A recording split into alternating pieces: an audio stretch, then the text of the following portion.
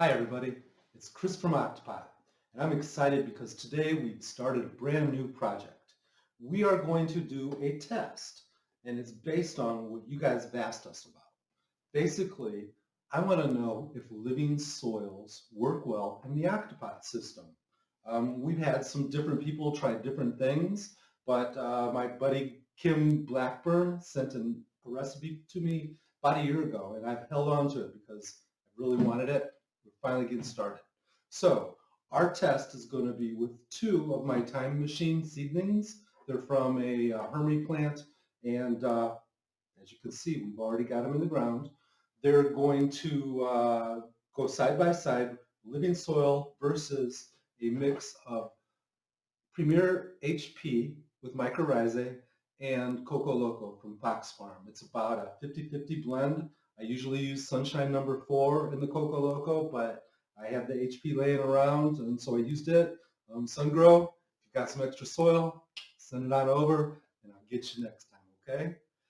So, to get started with the living soil, which is going to be like a soil food web. He called it a negative ionic exchange battery, which really sounds crazy and, and cool. So let's see if we can get a battery charge on this plant. We start out with three things that are in equal amounts: peat moss and not an amended peat moss. This would be just a plain sphagnum peat. You want it because it's got an acidic pH and it's nice and fluffy. It gives a lot of body to the soil mix. It's kind of like the Gabriel Iglesias of soil amendments, fluffy. It's also got an equal part of worm castings. Worm castings holds on to moisture and it releases nutrients in forms that are easily available to plants. It also has an equal part of pumice. Now pumice replaces perlite. You can use perlite instead, but the pumice is longer lasting. It doesn't break up like perlite will. And it's also more environmentally friendly for worms. And I'm going to throw some red worms in here after a while and see how that works. The rest of the ingredients include biochar, which is just partially burned up stuff that's all crushed up. It keeps your pH up. It's got a lot of organic carbon, nitrogen, and phosphorus. Um, fish meal.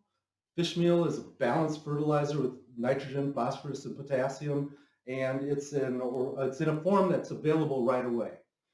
We've got oyster shell meal. Oyster shell meal helps regulate and buffer the pH. It also provides a steady release of nutrients. It's like a slow release portion of this blend. Um, and since there's a lot of calcium in the shells, it's really good for cell structure, so good for making nice, strong plants.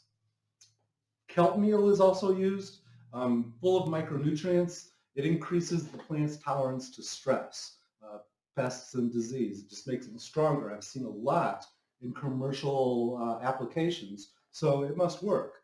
The last is basalt rock, and that improves the soil vitality, makes it plants grow strong, contains lots of trace minerals. So that's the whole blend. It's basically 1 cup of each of the meals and the basalt to 1 cubic foot of your original blend of the three parts, with biochar added as a 10% mix of the whole blend.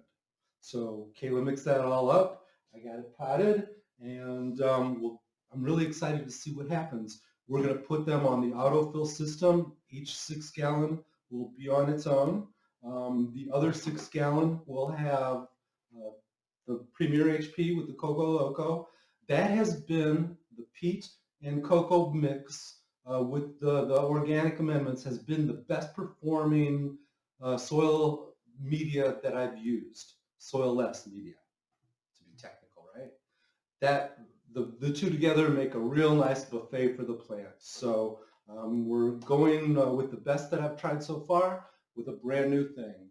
The living soil, plain water, and the other mix will get a standard water-soluble nutrient. I'm not sure which one yet because I'm out. So if there are any nutrient companies that want to send me a sample, I'll plug in. Okay? So I think that covers it. Thanks for watching, and Grow in peace.